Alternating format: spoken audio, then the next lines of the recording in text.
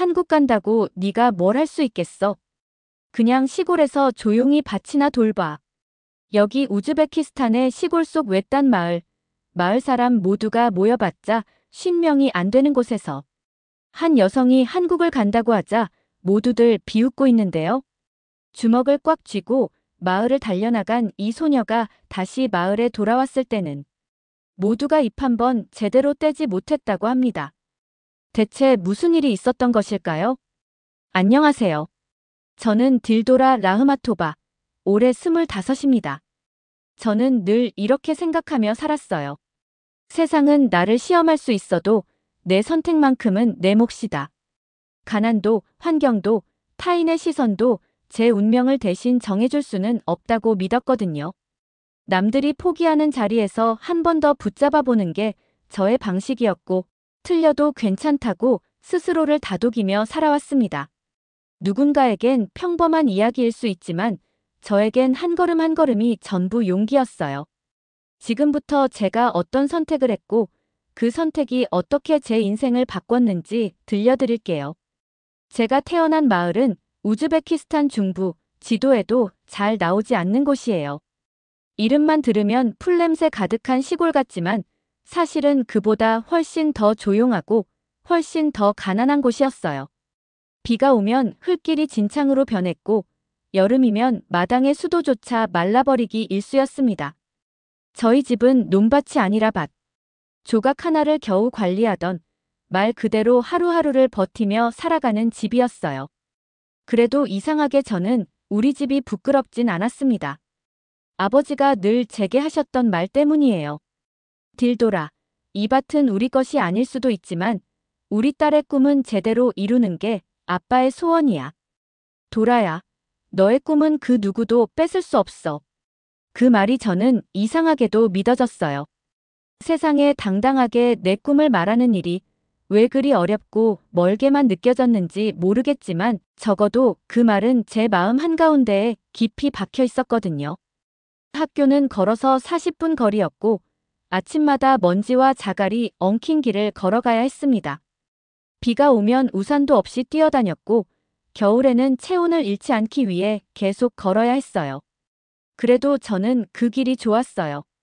학교에 가면 낡은 교실이 있고 아이들이 있고 무엇보다 컴퓨터가 한 대 있었거든요. 그 한 대의 컴퓨터를 보기 위해 저는 지각도 하지 않았고 친구들과 노는 시간까지 줄여가며 자리를 지켰습니다. 그 컴퓨터는 자주 고장이 났어요. 화면이 깜빡거리거나 키보드가 먹통이 되곤 했습니다. 대부분의 아이들은 그냥 교실을 나갔지만 저는 그게 오히려 더 좋았어요. 아무도 없을 때 조용히 앉아서 부팅이 될 때까지 기다리고 시스템 오류를 찾아내며 키보드를 두드릴 수 있었거든요. 이건 왜 안 될까? 전원은 연결됐는데. 그런 생각을 하다 보면 시간이 순식간에 흘러가고 나중에는 선생님도 저를 건들지 않으셨어요. 그러다 어느 날 선생님께서 제 어깨를 톡톡 두드리셨어요. 딜도라, 너 여기 남아서 뭐하니? 고장난 걸 고치고 있었어요. 다음엔 또 안 될까 봐요. 그 말을 들은 선생님은 조용히 웃으시더니 말씀하셨어요. 너 여기 있기에 아깝다. 더 큰 세상에 나가야 해. 그 말은 저를 흔들어 놓았어요. 나는 정말 그런 세상에 갈 수 있을까? 생각만 해도 막막했지만 그날 이후로는 코딩이라는 단어가 머릿속에서 떠나질 않았습니다. 선생님이 준 책 한 권, HTML 입문을 밤마다 읽으며 흉내 내듯 코드를 써봤어요. 작동은 안 됐지만 화면에 글자가 떠오를 때면 마치 마법 같았어요. 누군가가 만든 세계에 내가 한 줄을 얹은 느낌이었거든요. 하지만 지금 저희 집 사정상 뭘 더 할 수가 있을까요? 야속했지만 제 현실을 받아들였습니다. 그렇게 시간은 흘렀고 저는 결국 대학 진학을 포기하고 집안일을 도왔어요. 어느 날 아버지가 밭 한쪽 끝을 바라보며 조용히 말했어요. 도라야, 내가 밭반을 팔 생각이야. 이 좁은 곳에 널 가두는 게 죄책감마저 드는구나. 널 도시로 보내야겠다. 그 순간 저는 아무 말도 하지 못했어요. 제가 원한다고 말할 수 있는 문제가 아니었기 때문이에요. 그 땅은 우리 가족의 생계였고 아버지의 땀과 시간이었거든요. 그런데도 아버지는 말없이 계약서를 꺼내셨고 한숨도 쉬지 않으셨어요. 이제 너의 차례다. 가서 배워라. 그리고 보여줘라. 꿈이 어떤 건지. 그렇게 저는 아빠의 세월을 팔고 도시로 나왔습니다. 처음 본 도시의 불빛은 마치 다른 나라처럼 보였어요. 사람들이 너무 바빴고 건물은 끝없이 높았으며 제가 설 자리는 없어 보였어요. 하지만 제가 선택한 일은 분명했어요. 카페에서 일하며 팁을 모으고 인터넷이 되는 곳에서 공부하는 것. 카페에서 하는 일은 생각보다 쉬운 게 하나도 없었어요. 하루 종일 쏟아지는 설거지, 손님들의 무례한 말, 그리고 발이 퉁퉁 붓도록 서 있는 시간이었어요. 하지만 매일 끝나고 나면 구겨진 지폐들을 꺼내 세어봤습니다. 이걸로 언젠간 내 노트북을 사야지. 그게 제 전부였어요. 몇 달을 그렇게 버티다가 드디어 노트북을 살 수 있게 되었어요. 중고시장에서 고르고 또 골라 자판은 닳고 화면색이 이상했지만 부팅은 되는 녀석을 골랐습니다. 손에 안았을 때 세상이 내 편이 된 것 같았어요. 그날부터는 밤마다 카페 옆 조그마한 숙소에서 이어폰을 꽂고 온라인 강의를 들었어요. 파이썬 기초, 웹페이지 만들기, 오류 잡는 법 같은 제목을 보면 눈이 반짝였고 강의 속 한국어 자막은 처음엔 전혀 이해할 수 없었지만 익숙해질수록 재미있어졌습니다.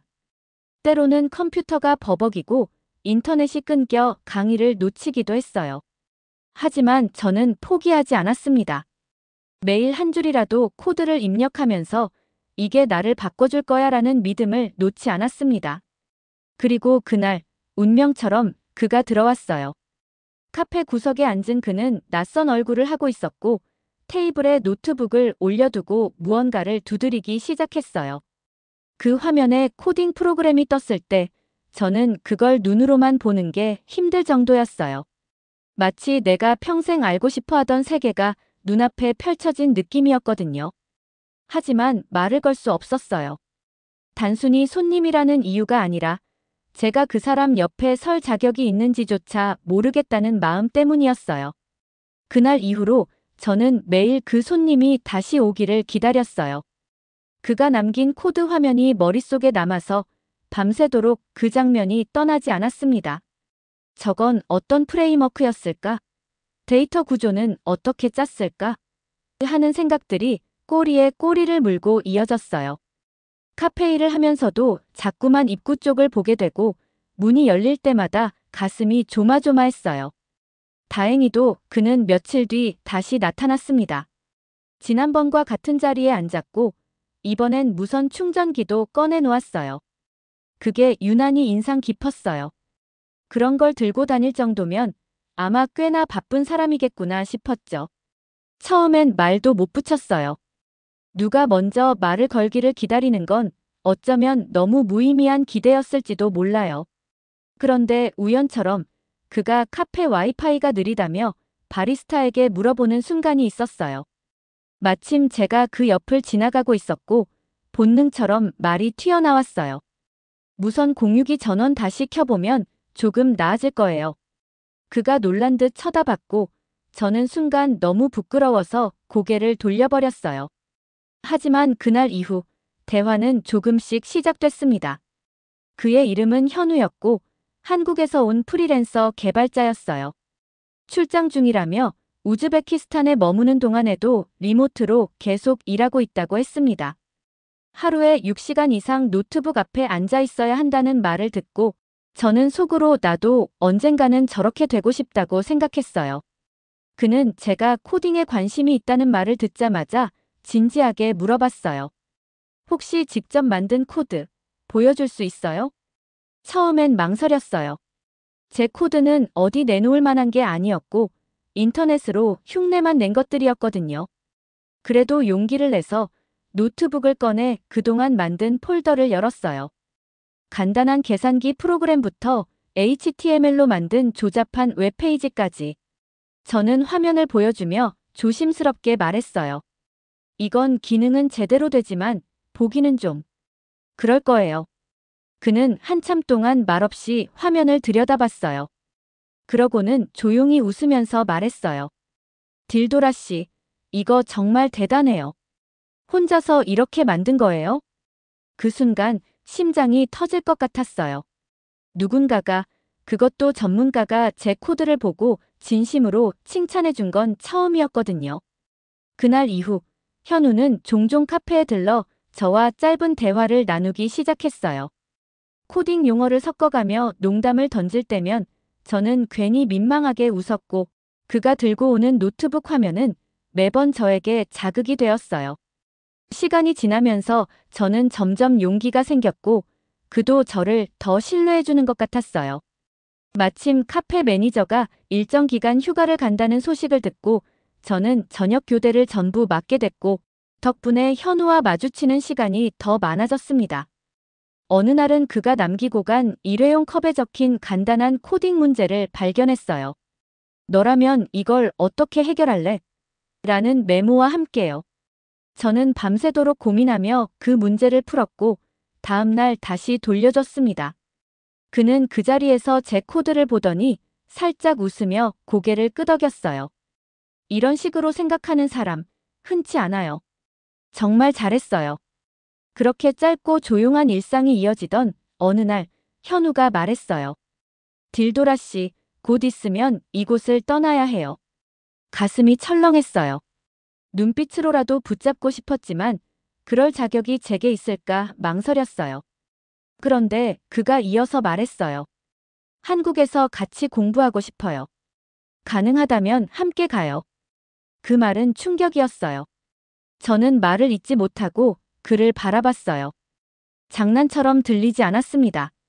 그의 눈빛은 정말 진지했어요. 제 심장은 믿을 수 없을 만큼 빠르게 뛰었고 머릿속은 복잡해졌습니다.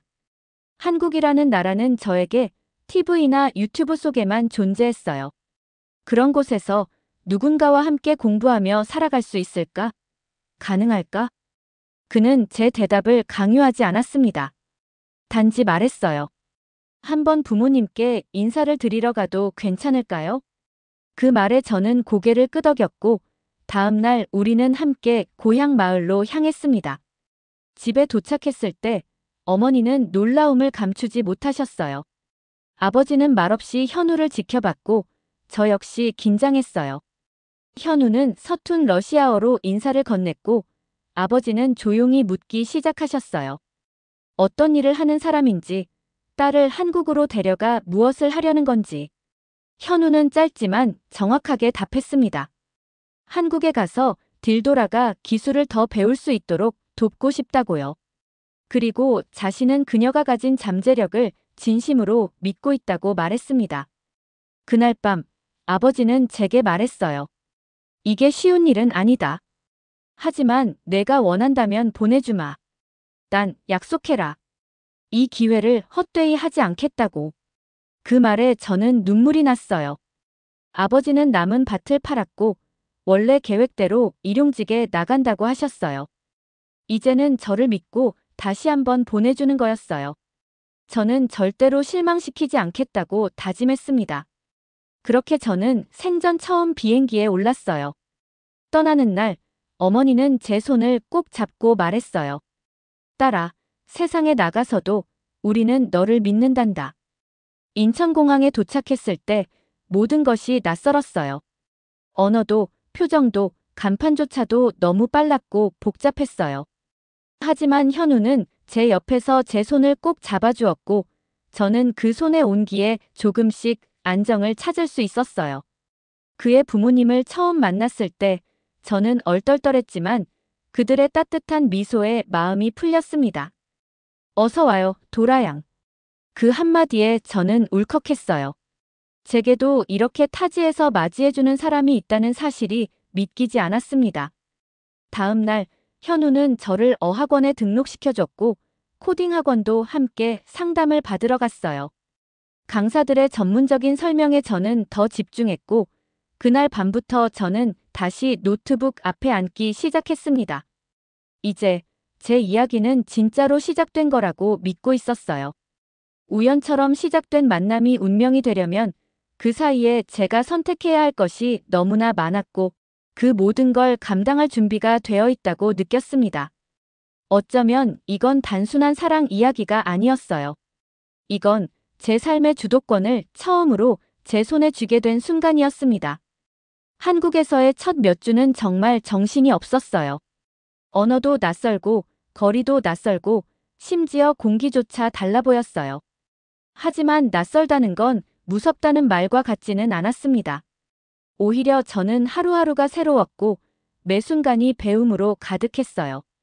어학원에서 하루 종일 한국어 발음을 따라하다 보면 혀가 꼬이고 머리가 멍해졌지만 그래도 매일 조금씩 익숙해졌습니다. 처음 학원에서 안녕하세요를 큰 소리로 말했을 때 모두가 박수 쳐줬어요. 별거 아닌 것 같지만 저는 그 순간 울컥했어요. 한국어 한 문장을 말하는데도 이렇게 기뻐해주는 사람들이 있다는 게 고마웠습니다. 코딩 학원은 더 집중하게 되는 공간이었어요. 다른 수강생들은 대부분 한국인이었고 나이도 저보다 어렸지만 실력은 훨씬 앞서 있었어요. 처음에는 위축됐어요. 내가 여기 있을 자격이 있나? 하는 생각이 들 정도였어요. 하지만 수업이 반복될수록 저는 하나씩 따라잡을 수 있다는 걸 깨달았어요. 한국어는 아직 서툴지만 코드 언어는 세계 어디서나 같다는 사실이 저에게 용기를 줬어요. 선생님이 누구 먼저 풀어볼까요? 하고 질문하면 저는 마음속으로 수십 번 손을 들고 있다가 용기 내서 화면을 공유했어요. 아직 버벅였지만 틀렸다는 말보다 생각이 좋다는 칭찬 한마디가 훨씬 깊게 남았어요. 낮에는 그렇게 학원에서 시간을 보내고 밤이 되면 현우 씨와 작은 프로젝트를 함께 했습니다. 사실 처음에는 제가 뭘 할 수 있을까 싶었어요. 그는 이미 개발자였고 경험도 풍부했으니까요. 그런데 그가 말했어요. 딜도라 씨가 떠올리는 그 작은 문제의식, 거기서 시작하면 돼요. 그 말에 용기를 얻은 저는 언젠가 우즈베키스탄 친구가 했던 말을 떠올렸어요. 한국인들은 여행 와도 우릴 못 믿는 것 같아. 같이 관광해줄 사람도 없고. 그때 저는 문득 이런 생각이 들었어요. 우즈벡 청년들과 한국 여행자를 연결해주는 앱이 있으면 어떨까? 관광객 입장에서는 신뢰 있는 가이드를 찾을 수 있고 현지 청년은 수입을 얻을 수 있을 테니까요. 그 아이디어를 현우 씨에게 말했을 때 그는 정말 기뻐했어요. 우리는 곧장 프로젝트를 시작했습니다. 이름은 우즈링크로 정했어요. 심플하고 의미가 분명했거든요. 기능은 간단했어요.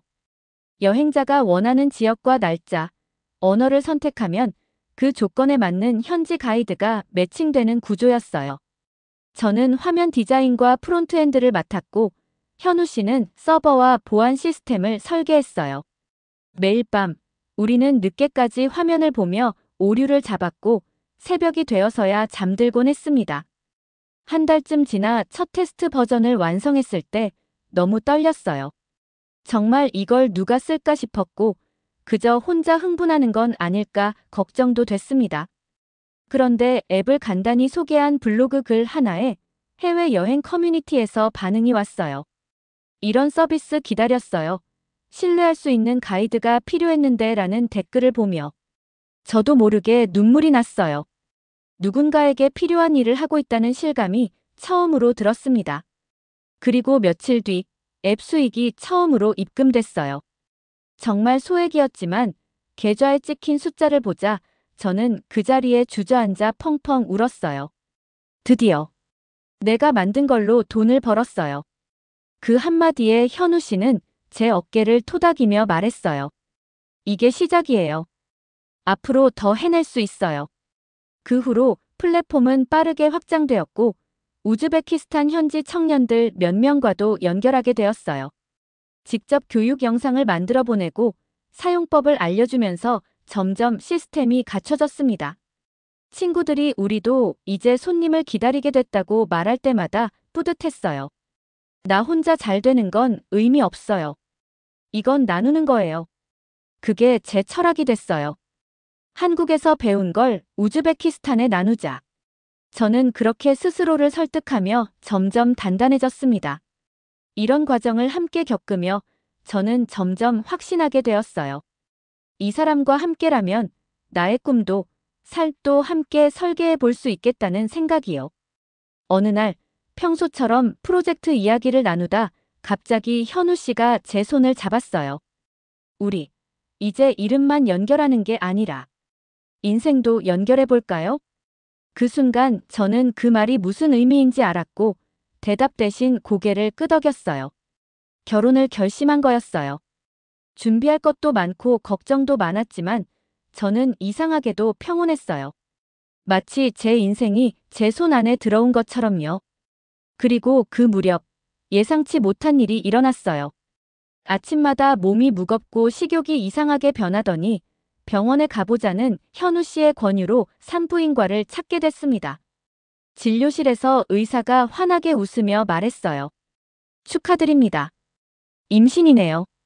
임신 소식을 들은 날 저는 한참을 멍하니 앉아 있었어요. 병원 복도에서 사람들은 각자의 진료를 기다리고 있었지만 제겐 그 순간이 세상의 시간이 멈춘 것처럼 느껴졌습니다. 정말이에요? 저 아기를 가진 거예요? 의사는 고개를 끄덕이며 웃었고 옆에 있던 현우 씨는 제 손을 꼭 쥐어주었어요. 제가 아무 말 없이 그를 바라보자 그는 조용히 말했어요. 우리 이제 3명이네요. 그날 밤 저는 처음으로 가족이라는 단어를 진지하게 생각했어요. 저는 이제 더 이상 혼자가 아니었고 단지 결혼을 준비하는 연인이 아니라 누군가의 엄마가 되어가고 있었어요. 저를 믿고 여기까지 보내준 부모님, 그리고 따뜻하게 맞아준 현우 씨의 부모님께 꼭 말하고 싶었어요. 임신 사실을 알리자 두 가족 모두 눈시울이 붉어졌어요. 특히 시부모님들은 말없이 저를 껴안아 주셨고 제 아버지 어머니는 영상통화로 좋은 사람과 행복하거라, 딸아라고 말해주셨어요. 현우 씨의 부모님도 저희 부모님께 딸처럼 대하겠다고 약속하셨어요. 어머니는 며칠 동안 계속 보양식을 준비해 주시고 아버지는 이제 진짜 가족이 됐구나라며 처음으로 제 손을 꼭 잡아주셨어요. 저는 그들의 진심이 피부로 느껴졌고 처음으로 한국이 내 집이 될 수 있겠다는 생각이 들었습니다. 결혼식은 소박하게 준비했어요. 저희는 화려한 드레스나 호텔 웨딩보다는 가족과 가까운 이들의 진심이 담긴 자리를 원했거든요. 마침 현우 씨의 아버지가 평소 자주 가시던 교회의 한 작은 연회장을 추천해 주셨고 그곳에서 양가 가족 몇몇 지인들만 초대한 소규모 혼례를 열었어요. 제가 우즈벡 전통 의상을 입고 등장했을 때 모두가 환하게 웃어주었어요. 현우 씨는 한국식 정장을 입고 있었고 저희 둘은 서로의 문화를 존중하는 마음으로 서 있었습니다. 양가 어른들이 함께 음식을 나르고 서로의 언어를 서툴게 나누는 모습은 정말 따뜻했어요. 통역이 필요할 때마다 제가 다리를 놓았고 그 과정에서 저는 더 단단해졌습니다. 결혼식을 마친 후 저는 아이가 태어나기 전까지 고향에 다녀오기로 결심했어요. 마음속에 계속 남아있던 일이 있었거든요. 언젠가는 고향에 돌아가 제가 배운 것들을 나누고 싶었어요. 그건 오래전부터 간직해온 약속이기도 했습니다. 나도 누군가의 시작이 되고 싶어. 그 마음 하나로 저는 다시 우즈베키스탄 땅을 밟았어요. 마을 사람들은 놀란 얼굴이었어요. 저를 기억하는 이들도 있었고 몰라보는 사람도 있었어요. 그런데 입소문은 생각보다 빨리 퍼졌고 한국에서 성공한 딸이 돌아왔다는 이야기가 삽시간에 마을을 돌았어요. 어릴 때 저를 놀리던 친구들도 무심하게 지나쳤던 이웃들도 이제는 저를 달리 보는 눈빛이었어요. 저는 마음속으로 다짐했어요. 비웃음을 용서하자. 나도 예전에 세상을 몰랐던 사람 중 하나였으니까. 제가 가장 먼저 시작한 건 마을 청년들을 위한 코딩 수업이었어요. 고등학생들 몇 명이 매일 저녁 마을 회관으로 모였고 저는 한국에서 준비해간 태블릿과 강의, 프로젝터로 수업을 시작했어요. 처음엔 다들 낯설어했지만 몇 번의 수업 후 눈빛이 바뀌었어요. 선생님, 저도 앱 만들 수 있어요? 그 질문을 들은 날 저는 정말 울고 싶었어요. 아이들을 가르치며 저는 단지 지식을 나누는 것이 아니라 꿈을 전달하고 있다는 걸 느꼈습니다. 그리고 그 꿈은 한국에서 제가 배운 모든 것이 가능하게 해준 거였어요. 빠른 인터넷, 체계적인 수업, 실패를 허락하는 문화, 그리고 무엇보다 응원해주는 사람들이 있었기에 가능한 일이었습니다. 저는 그 모든 것을 하나하나 우즈벡에 풀어내고 싶었어요. 결국 저는 우즈링크의 구조를 확장해서 워크링크라는 새로운 플랫폼을 만들었습니다. 우즈벡 청년들과 한국의 중소기업을 연결하는 일자리 연계 시스템이었어요. 한국어 교육과 기술 교육을 연계한 후 검증된 인력을 기업과 연결하는 방식이었습니다. 그 프로젝트는 빠르게 주목을 받기 시작했어요. 한국에선 인력난을 해소할 수 있고 우즈벡 청년들에겐 안정적인 일자리를 제공하는 구조였기 때문입니다. 저는 이 프로젝트에 인생의 의미를 담았고 현우 씨는 옆에서 든든한 동반자가 되어주었어요. 프로젝트 발표회를 준비하던 어느 날 저는 마을 회관에서 연설을 하게 됐어요. 그 자리에 마을 어른들, 청년들, 부모님까지 모두 모였어요. 저는 단상에 올라 천천히 말했어요. 제게 한국은 가능성이었고 기회였어요. 하지만 그걸 선택한 건 제가 했습니다. 도움을 받는 것도 그걸 넘어서 나누는 것도 결국 선택이었어요. 그 말을 마친 뒤 한때 저를 무시하던 마을 친구가 조용히 일어났어요. 딜돌아, 너 정말 대단해졌구나. 이제 진짜 우리 마을의 자랑이야. 그 말을 들은 순간 저는 마음 깊은 곳에서부터 무언가 녹아내리는 걸 느꼈어요. 행사가 끝난 뒤 아버지는 제 어깨를 감싸 안으며 말했어요. 내가 딸을 키운 건 맞지만 이렇게 큰 사람으로 만든 건 내 스스로란다. 그 말에 저는 순간 아무 말도 할 수가 없었어요. 제 인생에서 그토록 짧고도 무거운 말은 처음이었고 그 안에는 지난 세월 동안 아버지가 참고 감내했던 수많은 감정이 담겨 있는 것 같았거든요. 그동안 한 번도 제게 눈물을 보이지 않던 아버지였지만 그날만큼은 눈가가 붉어진 걸 저는 분명히 봤습니다. 그날 밤 저는 어머니가 싸주신 전통 음식 보따리를 풀어 고향집 마루에 앉아 조용히 식사를 했어요. 따뜻한 호박죽과 양파가 알맞게 익은 고기볶음은 한 입 한 입이 추억이었고 그 맛에 눈물이 핑 돌았습니다. 어머니는 저를 위해 간 맞추기를 몇 번이나 반복하셨다고 했고 작은 찜통에서 몇 시간을 지켰다고 하셨어요. 그걸 알기에 그날의 음식은 단지 배를 채우는 게 아니라 마음을 채워주는 것 같았어요. 나무 마루에 등을 기대고 고요한 밤하늘을 올려다보았어요. 도시에선 보기 힘든 별들이 고향 하늘엔 너무나도 뚜렷하게 빛나고 있었어요. 그 아래서 저는 뱃속에 조용히 손을 얹고 속삭였어요. 너는 우즈벡의 피를 가졌고 한국의 품에서 태어날 거야. 엄마는 너에게 두 나라를 잇는 다리가 되어줄게. 말을 마친 뒤 잠시 배 위에서 가만히 손을 멈췄어요. 마치 그 말이 닿았다는 듯 미세하게 움찔하는 생명의 반응이 느껴졌거든요. 그 작은 움직임에 가슴이 먹먹해졌고 그 순간 깨달았어요. 이건 누군가의 딸로 시작된 제 삶이 이제 누군가의 엄마로 확장되는 순간이구나. 며칠 후 한국으로 돌아가는 비행기에 몸을 실었어요. 창밖으로 멀어지는 우즈벡의 산맥과 황토빛 대지를 내려다보며 저는 조용히 눈을 감았습니다. 비행기 안에서도 노트북을 꺼냈어요. 익숙한 부팅음과 함께 다시 코드 편집기를 열었을 때 제 배는 조금 더 단단해져 있었고 제 눈빛도 조금 더 선명해져 있었습니다. 뱃속의 아이가 하루하루 자라나는 만큼 저도 또 한 번 자라고 싶었어요. 이제 저는 더 이상 생존만을 고민하는 사람이 아니라 세상을 연결하는 사람이고 싶었습니다.